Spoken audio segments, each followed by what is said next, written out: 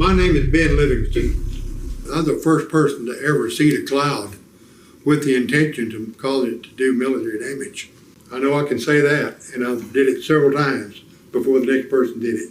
Tell me what these clouds are we're looking at. Well, these clouds were located up in the southern part of North Vietnam, and we needed to make rain down on the Ho Chi Minh Trail, Highway 1. But there weren't any real clouds around. There were a number, this was the end of the monsoon season, but there were a number of these small clouds that barely reached the freezing level, and by putting a small amount of silver iodide in there, we got them to collect and start to build. And as they built, we just worked on the largest tower in the group until in just a very short time we had the clouds that were. You told me this cloud got 14 inches of well, this cloud, of course, this is all the same cloud. Most cleared top secret, eyes only, as high as you could get. I got interested in weather modification when I was a farm boy. I never could understand why the clouds wasn't bigger, had a little more shade, and was chopping that cotton. So I got in the Navy. I managed to get into meteorology school, and I think that's really where I learned the most of my physics. I was assigned to the Typhoon Squadron in Guam, where I served for 3 years as a flight meteorologist and meteorological engineer.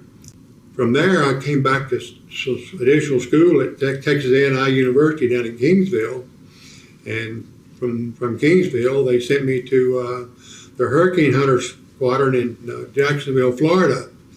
That squadron, of course, had just become involved in Project Storm Fury. So when I reported to that duty station as a meteorological engineer, I was immediately designated the military member of the Storm Fury Advisory Board. We were doing quite a lot of testing work out over the test range at China Lake, California, where we dropped cloud seeding flares or silver iodide generators into clouds, or just where we wanted to see what the reaction was. And it was there when I learned for sure that you could really change a cloud by the amount of silver iodide you put in it and where you put it. This cloud here, from the time it started raining till it quit, it put out a little over 14 inches of precipitation. What did that do to the North Vietnamese? Well, it just washed all the roads out, and there was a bridge attached to a mountain that bombed and could not get rid of it. This heavy rain washing out down that river took that bridge out. So you guys finally got it done. This was on October 13th. These are cloud seeding dispensing units on the side of C-130s. As you can see, that these units held 52. These dispensers held 52 units. And under here on this F4, we had these camouflaged so they looked like they were. Did you fly those? Yes. You piloted the F4? Yeah. So you're a jet pilot too, huh? Yeah, I did these for about 7 years. You fly them all, huh? That's neat. And these were our own airplanes. The airplanes I had in my commercial cloud seeding business. And these were our own airplanes. The airplanes I had in my commercial cloud seeding business. See?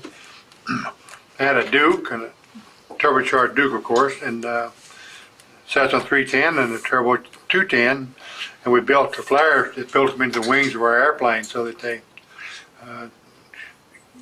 caused as little resistance as possible, or drag as possible. And this right here, these are pyrotechnics that we've cut in sections and fused them so that they could burn either singles or a pair, or cut half in two, or cut in 3 pieces, or cut in 5 pieces.